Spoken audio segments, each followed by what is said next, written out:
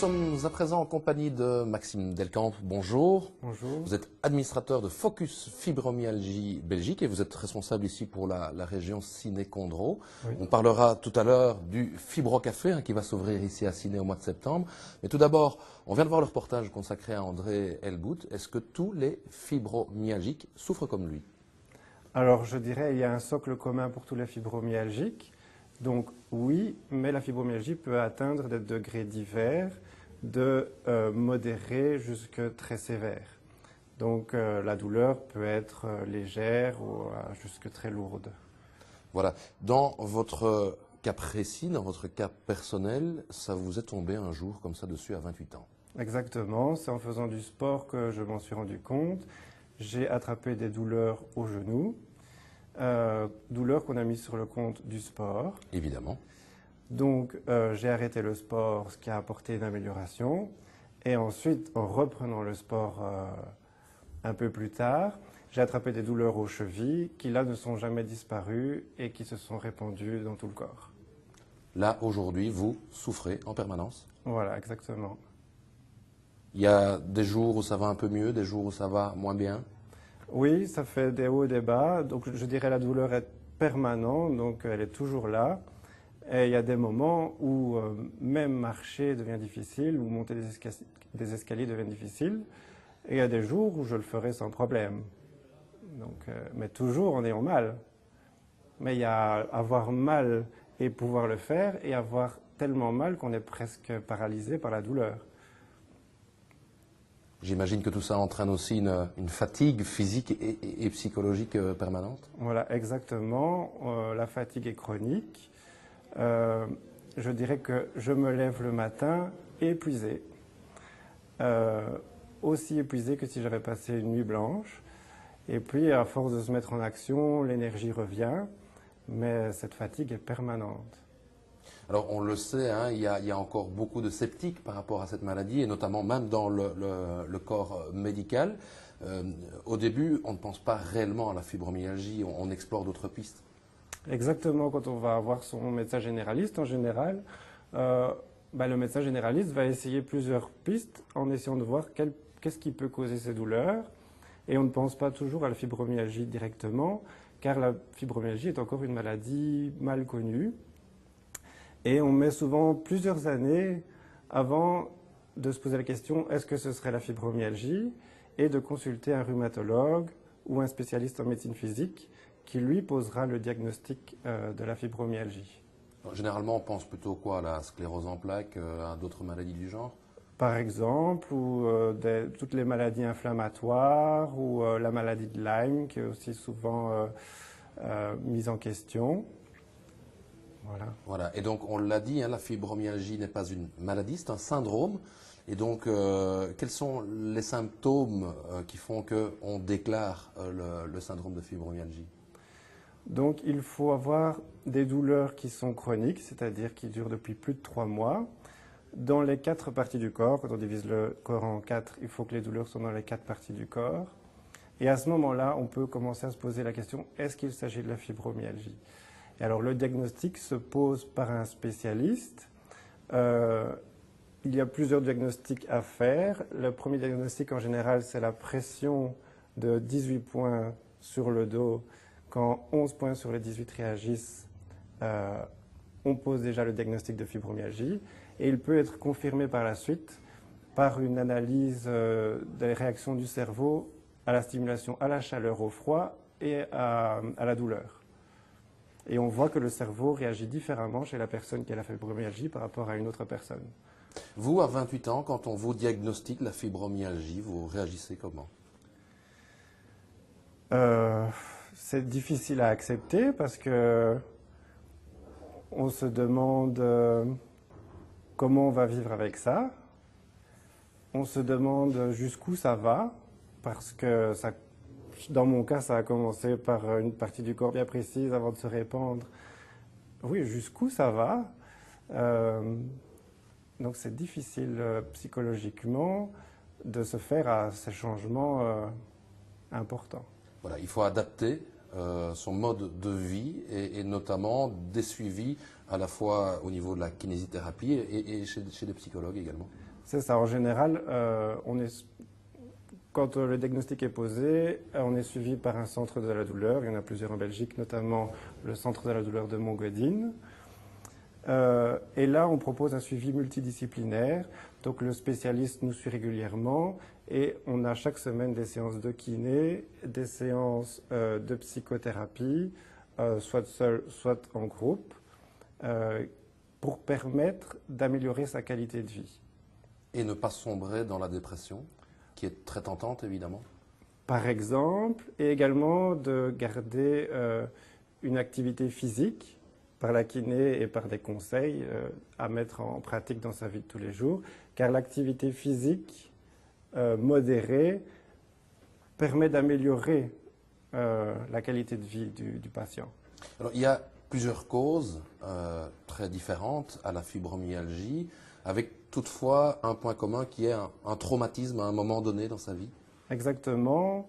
La plupart des personnes qui ont la fibromyalgie ont vécu un traumatisme qui a précédé le déclenchement de la maladie. C'est soit une opération chirurgicale, soit une maladie dont on s'est mal remis, la prise d'un médicament ou également un traumatisme psychologique. La fibromyalgie à l'heure actuelle ne se soigne pas. Il y a des recherches qui sont en cours. Alors il y a beaucoup de recherches car les patients sont nombreux. On parle de 2 à 3% de la population. On fait de la recherche à la fois sur les mécanismes, comment fonctionne la fibromyalgie, et sur les traitements qu'on peut y apporter. Alors, dans les grands chiffres, on peut dire surtout des femmes touchées par la fibromyalgie, dans une certaine catégorie d'âge. Voilà, la majorité des personnes fibromyalgiques sont des femmes, donc 70 à 80% des patients, et en général dans la tranche d'âge de 40 à 50 ans. Mais il ne s'agit là que de la majorité des patients. Il y a des hommes aussi, et il y en a de tous les âges, y compris dès l'enfance. On imagine un petit peu comme pour les diabétiques, il doit y avoir aussi des fibromyalgies qui s'ignorent. Probablement, et c'est d'ailleurs souvent le cas plusieurs années avant de rencontrer le médecin qui va penser à la fibromyalgie et qui va vous envoyer vers un spécialiste. Donc on reste souvent plusieurs années en se demandant « tiens, qu'est-ce que j'ai ?» Alors si on parle de la fibromyalgie aujourd'hui, c'est parce que ici, à Ciney, au mois de septembre, un fibrocafé va s'ouvrir. Il va servir à quoi ce fibrocafé? Alors le fibrocafé est un lieu d'échange. Donc ça permet aux personnes qui souffrent de fibromyalgie de pouvoir déposer leurs souffrances en parlant. Ça permet aussi aux personnes de sortir de l'isolement en rencontrant d'autres personnes qui souffrent de la même chose. Et nous avons un comité scientifique chez Focus Fibromyalgie Belgique, composé de médecins spécialistes et de kinés. Et nous pouvons transmettre les informations du comité scientifique aux patients afin de mieux les informer. C'est également un café qui est ouvert à l'entourage parce que c'est important aussi de sensibiliser l'entourage. Exactement. Beaucoup de personnes souffrent de l'incompréhension de leur entourage. Et le fibrocafé est aussi un lieu où on peut inviter quelqu'un de son entourage ou plusieurs personnes afin de les faire rencontrer d'autres personnes qui ont la fibromyalgie. Et ça permet parfois une prise de conscience de son entourage du fait que cette maladie n'est pas isolée et que plusieurs personnes en souffrent et que tout le monde souffre de la même manière. L'endroit aussi pour donner des astuces pour adapter son mode de vie. Exactement, chacun a ses petits trucs. Donc comme nous avons un comité scientifique, nous pouvons présenter les astuces des médecins et des kinés pour améliorer sa qualité de vie. Et chaque personne peut apporter sa pierre à l'édifice en disant voilà, tiens, moi je fais du jardinage, j'ai rehaussé mon potager pour pouvoir récolter les légumes sans devoir me baisser, par exemple. Voilà, vous faisiez du sport, vous continuez à pouvoir faire un peu de sport, mais adapté. Exactement, donc j'ai arrêté le sport comme je le faisais avant, mais il est important de garder une activité physique. Et par exemple, je fais du vélo à assistance électrique. Donc le vélo normal, je ne pourrais plus le faire, mais le vélo à assistance électrique, ça me permet de pédaler, d'avoir une activité physique sans devoir souffrir dans les côtes et sur la longue distance. Vous me disiez aussi, ce qui est très important, c'est de s'occuper l'esprit pour arrêter de penser à la douleur. Et notamment, on va parler du milieu du travail. Est-ce qu'on peut encore continuer à travailler quand on est fibromyalgique? Alors, il y a des personnes qui continuent à travailler. Votre cas d'ailleurs, c'est votre cas. Alors, moi, je fais une demande de travail adapté, donc j'attends que ce soit accepté. Certaines personnes ont besoin d'adaptation, que ça peut être l'adaptation du poste de travail, ça peut être l'adaptation de l'horaire, par exemple travailler à mi-temps médical pour soulager la fatigue. Je crois qu'il y a une vraie volonté de rester dans le milieu du travail, mais il faut que ce travail soit adapté à l'état de santé du patient. Voilà. Et j'imagine aussi une évolution des mentalités. Hein. Une évolution des mentalités. Bon, par exemple, une piste pour les personnes qui font du travail de bureau, c'est le télétravail. Mais ce n'est pas encore bien implanté chez nous, donc pas toujours facile à faire passer auprès de l'employeur. Oui, parce que du jour au lendemain, on peut dire aujourd'hui, je ne sais simplement pas venir. Voilà. Et on n'est parfois pas capable d'aller au bureau parce qu'il faut rester assis devant son ordinateur pendant 8 heures.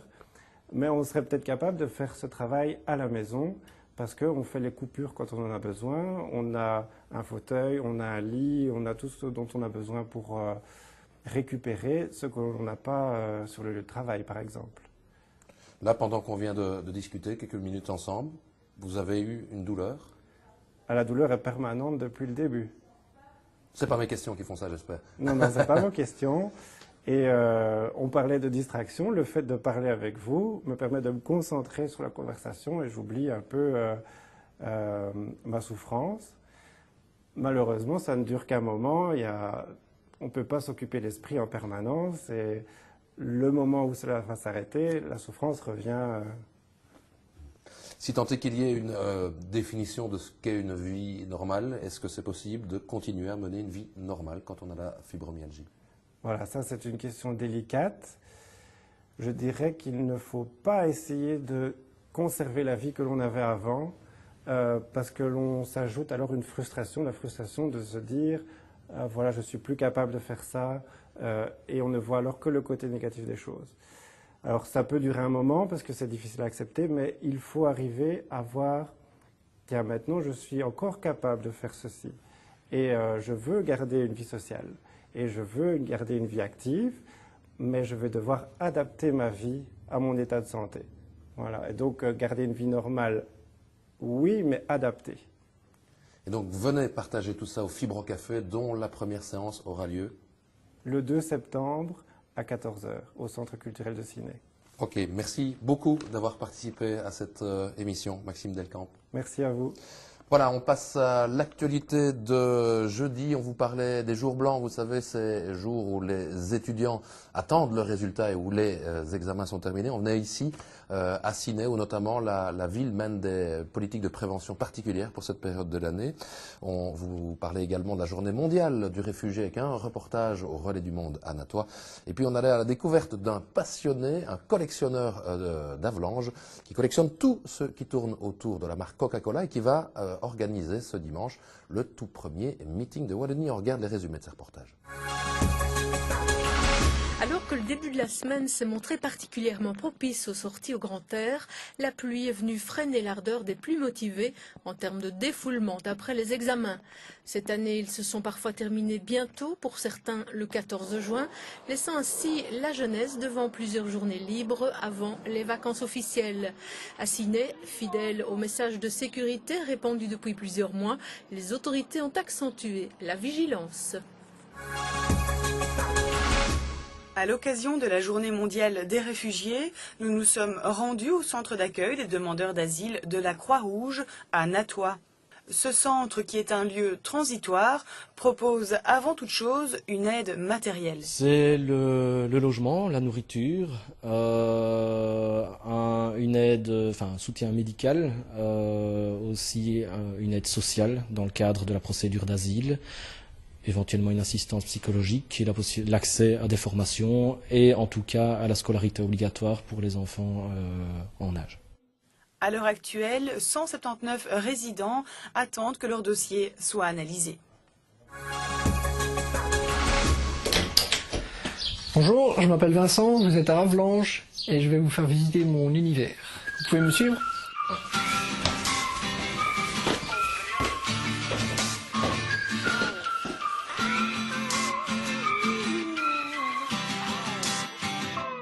J'ai commencé en 1994 avec la Coupe du Monde de foot. Donc la Belgique était qualifiée et Coca-Cola a sorti des canettes à l'effigie de l'équipe des Diables Rouges. J'en avais déjà 2 ou 3 en ma possession et je me suis lancé pour essayer d'avoir les 14. Et une fois que j'ai réussi à avoir la série complète, j'ai continué à récupérer tout ce qui était de Coca-Cola. Et au fil des années, c'est tellement volumineux que j'ai dû me sélectionner et que maintenant je ne fais plus que les bouteilles et les vieux objets datant d'avant 1975. Toutes les bouteilles doivent être pleines pour avoir plus de valeur. Vide, ça n'a beaucoup moins de valeur. Toute ma collection, j'en ai pour 15 000 €. On terminait cette semaine d'actu en évoquant le CEB avec un reportage qui allait voir un petit peu l'envers du décor et les corrections des professeurs.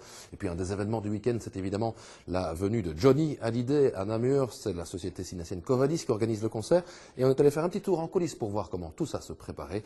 Et puis on terminait en vous annonçant le week-end de Wallonie Bienvenue à Astières avec le portrait d'un horloger. Bonjour. Le centre de correction des certificats d'études de base de Ciney reprend également 7 communes avoisinantes. Ils sont plus de 50 instituteurs, professeurs et directeurs issus de tous les réseaux de l'enseignement à corriger les 700 copies du jour. Le tout sous le regard attentif des chefs correcteurs et de l'inspectrice. Une fois que les copies sont corrigées, elles partent au centre d'encodage des points. Rien ne filtre au niveau des résultats. Les délibérations, c'est pour lundi, mais les premiers échos sont positifs. 20, 19, 18, 19 et 16%. À 2 jours du show du plus célèbre rocker français, c'est le branle-bas de combat à la citadelle de Namur, le stress commence à monter.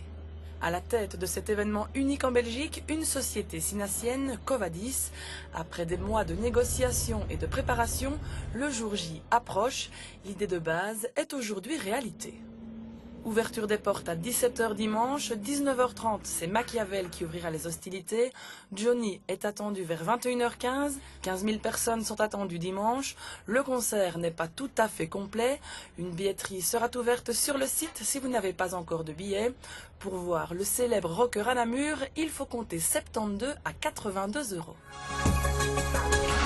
À 76 ans, Joseph Legrain entretient avec toujours autant d'ardeur sa passion pour les mécanismes d'horloge. Diplômé horloger opticien très jeune, c'est sur le tard, comme on dit, qu'il s'est vraiment consacré à l'activité de réparation, ayant eu des échos de la pénurie dans le domaine.